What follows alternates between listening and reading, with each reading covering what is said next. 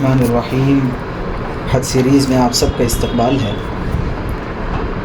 آج ہمارے سامنے عمرے کے مسائل ہیں۔ چونکہ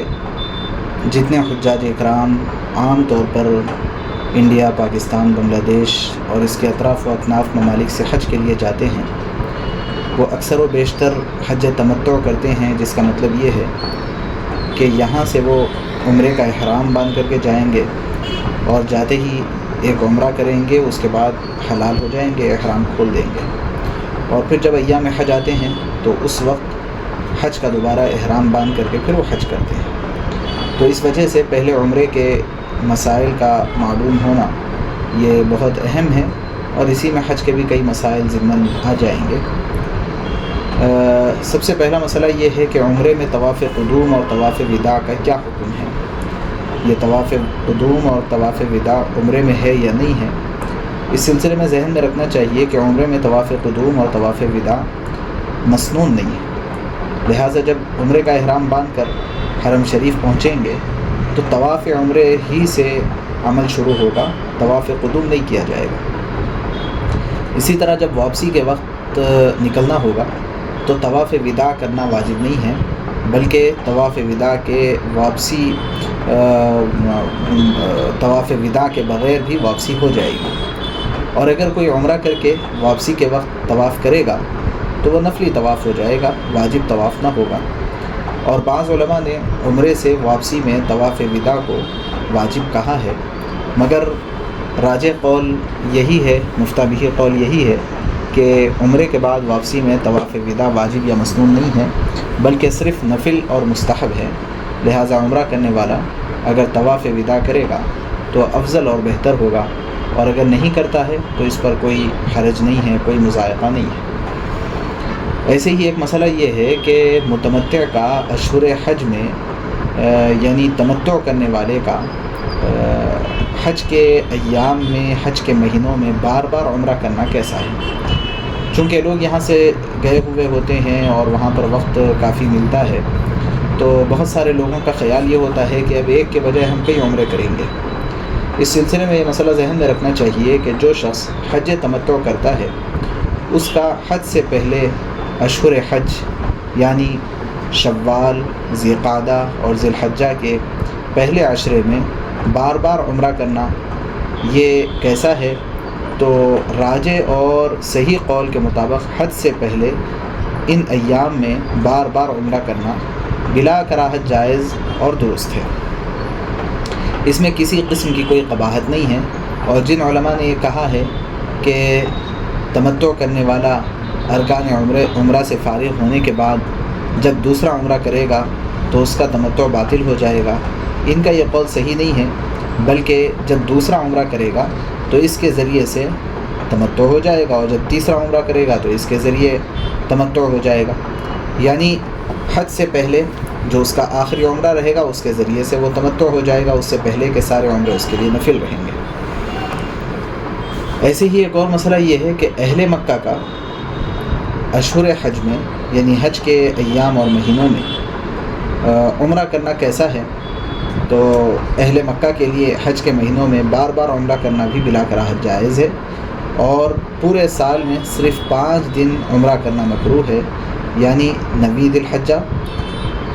10، 11، 12 اور 13۔ ان 5 دن کے علاوہ باقی سال کے تمام ایام میں مکی ہو غیر مکی ہو سب کے لیے عمرہ کرنا بلا تفریق جائز ہے، درست ہے۔ لیکن سوال یہ پیدا ہوتا ہے کہ کثرت طواف افضل ہے یا کثرت عمرہ افضل ہے،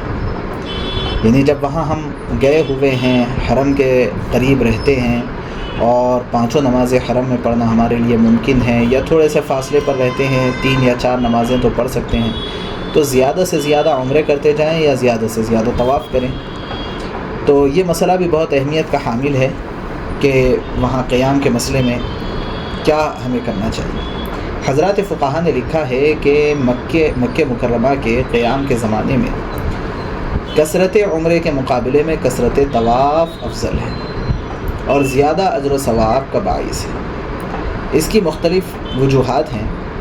حضرات علماء نے کئی وجوہ اس کی لکھی ہیں۔ سب سے پہلی وجہ تو یہ ہے کہ علماء کے نزدیک سال بھر میں صرف ایک ہی عمرہ کرنا بہتر ہے۔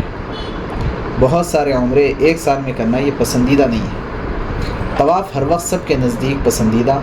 اور بہت بڑا اجر کا باعث ہے۔ حضرت امام مالک رحمہ اللہ کی طرف اس قول کی نسبت کی گئی ہے۔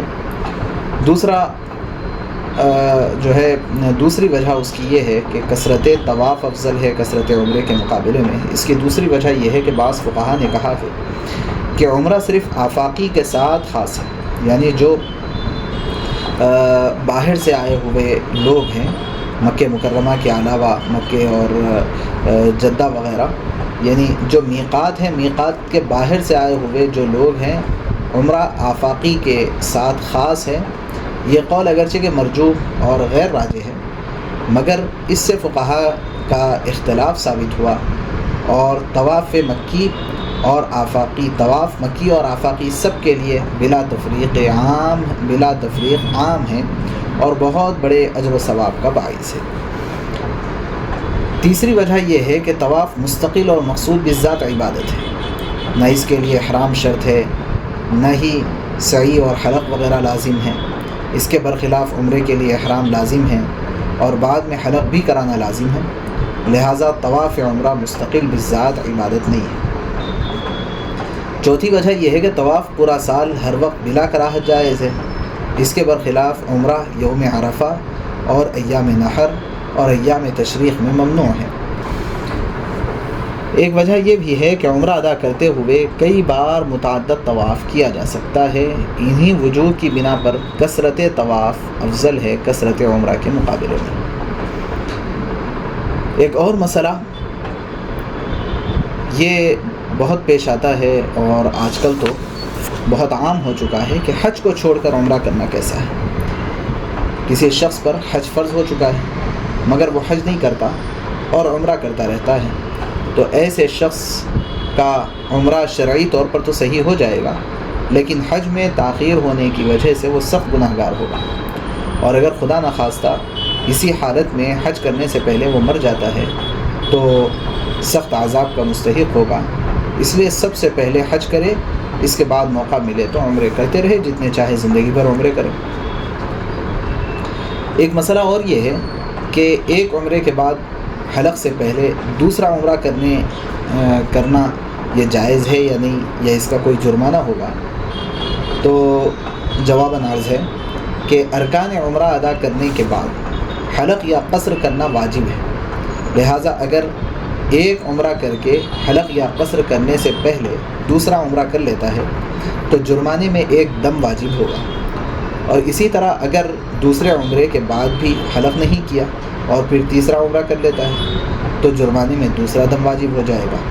ایسے ہی حلق سے پہلے جتنے عمرے کریں گے اتنے دم واجب ہو جائیں گے۔ ایک مسئلہ اور یہ ہے کہ حدود حرم سے باہر کا رہنے والا عمرہ کر کے بغیر حلق کے وہ گھر آ گیا، بھول گیا حلق کرانا، تو اس کا کیا حکم ہے؟ تو مسئلہ یہ ہے کہ حدود حرم سے باہر کا رہنے والا اگر عمرہ کر کے بغیر حلق گھر پہنچ جائے اور گھر جانے کے بعد ہی حلق یا قصر کرتا ہے تو حدود حرم سے باہر حلق یا قصر کرنے کے جرم میں ایک دم واجب ہو جائے گا، یعنی عمرے کے بعد حرم ہی میں اس کو حلق یا قصر کرانا ضروری ہے، حرم سے باہر نکل کر حلق یا قصر کرنے کے جرم میں اس پر دم واجب ہو جائے گا۔ ایسے ہی ایک مسئلہ یہ ہے کہ حرم سے باہر کے رہنے والے نے بغیر حلق کیے 2 عمرے کر لیے، پھر وطن جا کر بال صاف کر لیے۔ مسئلہ سمجھ رہے؟ حلق سے باہر کے رہنے والے شخص نے بغیر حلق کیے 2 عمرے کر لیے، پھر وطن جا کر بال صاف کر لیے، تو اس کا کیا حکم ہے بھائی؟ وطن جا کر کسی وقت بال کٹوا لیے ہیں تو اس پر 2 دم واجب ہوں گے، ایک دم پہلے عمرے کے بعد حلق نہ کرنے کی وجہ سے، اور دوسرا دم دوسرے عمرے کا حلق حدود حرم سے باہر کرنے کی وجہ سے۔ مگر تھوڑا سا ذہن میں یہ رکھنا چاہیے کہ اس مسئلے میں تھوڑا سا اختلاف ہے کہ حضرت امام ابو حنیفہ اور امام محمد رحمہم اللہ کے نزدیک حلق کے لیے حدود حرم واجب ہے، اور حضرت امام ابو یوسف رحمہ اللہ کے نزدیک حلق یا قصر کے لیے حدود حرم واجب نہیں ہے۔ لہٰذا امام صاحب اور حضرت امام محمد کے نزدیک حدود حرم سے باہر جا کر حلق کرنے کی وجہ سے ایک دم دینا واجب ہو جائے گا، اور حضرت امام ابو یوسف رحمۃ اللہ علیہ کے نزدیک اس پر کوئی دم واجب نہیں ہے، اور وہ فرماتے ہیں کہ حلق یا قصر کرنا حدود حرم کے ساتھ خاص نہیں، بلکہ کہیں بھی جا کر یہ کر سکتا ہے، مگر مفتہ بھی قول اور راجح قول یہاں پر یہی ہے کہ اس پر دم واجب ہو جائے گا۔ مکی نے ایسا کیا ہے تو اس پر پہلے حلق نہ کرنے کی وجہ سے صرف ایک دم واجب ہو جائے گا، اور اگر کوئی آفاقی نے ایسا کیا ہے تو جیسے اوپر بات آئی ہے کہ 2 دم واجب ہوں گے۔ ایسے ہی ایک مسئلہ یہ ہے کہ مکی نے عمرہ کر کے حلق کیے بغیر بیوی سے ہم بستری کر لی، تو کیا اس پر جرمانہ ہے؟ تو مسئلہ یہ ہے کہ اس کا عمرہ تو صحیح ہو گیا، مگر حلق سے پہلے جماع کر لینے کی وجہ سے، صحبت کر لینے کی وجہ سے جرمانے میں ظاہر بات ہے کہ ایک دم واجب ہوگا۔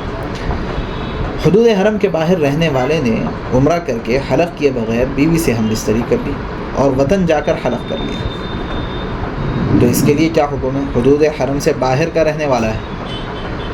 عمرہ کر کے حلق کیے بغیر بیوی سے ہم بستری کر لی اور وطن جا کر حلق کر لیا۔ چنانچہ عمرہ کر کے حلق کیے بغیر حدود حرم سے باہر چلا گیا اور بیوی سے ہم بستری بھی کر لی، اس کے بعد حلق یا قصر کر لیا، تو ایسی صورت میں اس پر 2 دم واجب ہوں گے، ایک دم حلق سے پہلے جماع کی وجہ سے، اور دوسرا دم راجح اور مفتہ بھی قول کے مطابق حدود حرم سے باہر جا کر حلق کرنے کی وجہ سے، جیسے پیچھے آیا۔ ایسے ہی اگر متعدد مجلسوں میں متعدد بار کئی بار جماع کیا ہے، تو جتنی مرتبہ یہ جماع کیا ہے، صحبت کیا ہے اپنی بیوی سے، اتنے دم اس پر واجب ہو جائیں گے۔ ایک اور مسئلہ یہاں پر یہ بھی ہے کہ جدہ پہنچ کر عمرے سے رکاوٹ پر احرام کھول دیا،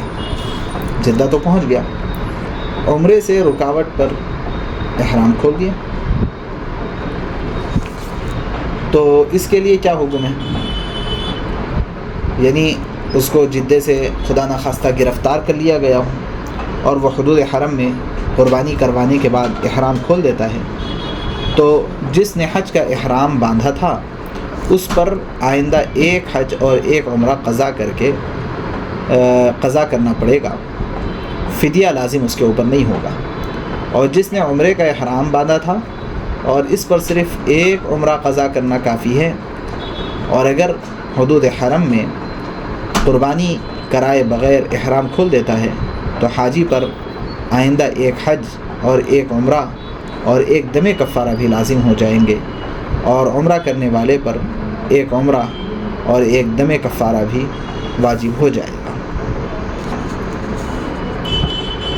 حالت حیض یا حالت جنابت میں طواف عمرے کا کیا حکم ہے؟ بہت سی مرتبہ خواتین کو یہ پریشانی ہوتی ہے کہ حیض یا نفاس جنابت کی حالت میں وہ عمرہ کرنے سے پہلے آ جاتے ہیں، تو جرمانے میں اگر کوئی شخص ایسے عمرہ کر لے اس حالت میں تو جرمانے میں ایک دم لازم ہے، اور پاک ہونے کے بعد اعادہ کریں گے تو جرمانہ دم کا ثابت ہو جائے گا۔ طواف عمرہ میں حدث اکبر اور اصغر دونوں صورتوں میں دم واجب ہے، یہ ذہن میں رکھنا چاہیے۔ طواف عمرہ میں حدث اکبر یعنی حالت جنابت ہو اور حدث اصغر یعنی وضو ٹوٹا ہو، دونوں صورتوں میں دم لازم ہے، اور پورا طواف اور 1 آدھ چکر سب کا حکم ایک ہی ہے، لہٰذا اگر وضو بھی ٹوٹ جائے تب بھی طواف روک کر وضو کر کے پھر وہاں سے طواف کو کنٹینیو کرنا چاہیے۔ اگر بے وضو عمرے کا طواف کرے گا تو جرمانے میں 1 دم دینا اس کے لیے لازم ہوگا، اور اسی طرح اگر 1 چکر بھی بے وضو کرے گا تو بھی دم دینا لازم ہوگا۔ ایسے ہی اگر 1 چکر بھی ترک کر دے گا تو دم واجب ہوگا، اور اگر طواف کا اعادہ کر لے گا تو یہ دم ساقط ہو جائے گا۔ ایسے ہی اگر کوئی شخص عمرے کے طواف کے بعد سعی کرنے سے پہلے حلق کر کے حلال ہو گیا تو اس کے لیے کیا حکم ہے؟ اگر حلق سے پہلے سعی کرنا واجب ہے، اس شخص کا شرعی حکم یہ ہے کہ وہ شخص اسی حالت میں صرف سعی کر لے گا اور دوبارہ حلق نہیں کرے گا۔ حلق کو سعی پر مقدم کرنے کی وجہ سے ایک دم دینا اس کے ذمہ واجب ہوگا، اور حالت احرام میں سعی نہ کرنے کی وجہ سے عرق سے دوسرا دم واجب نہ ہوگا، لہٰذا نہ حلق کا اعادہ لازم ہوگا اور نہ ہی دوسرا دم لازم ہوگا، اور صرف اسی حالت میں سعی کر لینا اور ایک دم دینا اس کے لیے کافی ہو جائے گا۔ عمرے کے احرام کے بعد طواف و سعی سے پہلے اگر کوئی شخص سلا ہوا کپڑا پہن لیا، احرام عمرے کا باندھ لیا، یہاں سے چلا گیا اور وہاں جانے کے بعد ابھی نہ طواف ہوا نہ سعی ہوئی، یعنی پورا عمرہ ہوا ہی نہیں، کوئی شخص ہوتا ہے کبھی ایسے نہانے گئے اور کپڑے پہن کے نکل گئے عادت کے موافق، تو اگر کوئی شخص نے عمرے کے احرام کے بعد ناواقفیت میں طواف و سعی اور حلق سے پہلے مکہ مکرمہ میں داخل ہونے کے بعد قیام گاہ میں جا کر آرام سے نہا دھو کر سلا ہوا کپڑا وہ پہن کر بے فکری سے پھرنے لگا، کسی کے توجہ دلانے پر احساس ہوا، تو اس کا حکم بھی یہی ہے کہ اگر 12 گھنٹے سے زائد سلا ہوا کپڑا پہن کر رہا ہے تو طواف و سعی اور حلق کر کے حلال ہو جائے اور کفارے میں ایک دم دینا لازم ہو جائے گا، اور اگر 12 گھنٹے سے کم اور 1 گھنٹے سے زائد پہن رکھا ہے تو ایک صدقہ فطر دینا اس کے لیے کافی ہو جائے گا، اور اگر 1 گھنٹے سے کم ہے تو 1 مٹھی گیہوں یا اس کی قیمت ادا کرنا پڑے گا۔ ایسے ہی اگر کوئی شخص طواف عمرہ کے بعد سعی سے پہلے سلا ہوا کپڑا پہن لیا تو اس کے لیے کیا حکم ہے؟ تو اس کے لیے حکم یہ ہے کہ اگر اس نے 12 گھنٹے سے کم سلا ہوا کپڑا پہنا ہے تو جلدی سے سلا ہوا کپڑا اتار کر سعی کر لے اور حلق کر کے حلال ہو جائے، اور کفارے میں اس کو 1 صدقہ فطر دینا کافی ہو جائے گا، اور اگر 12 گھنٹے یا اس سے زائد پہنا ہے تو اس پر ایک دم واجب ہو جائے گا، اور سعی کر کے حلق یا قصر کے ذریعے یہ حلال ہو سکتا ہے۔ دوبارہ احرام باندھنا لازم نہیں ہے اس کے لیے، بلکہ اسی حالت میں اس کو حالت احرام میں شمار کیا جائے گا، اور 1 گھنٹے سے کم وقت اگر وہ سلا ہوا کپڑا پہنا ہو تو 1 مٹھی گیہوں یا اس کی قیمت ادا کر دینا اس کے لیے کافی ہو جائے گا۔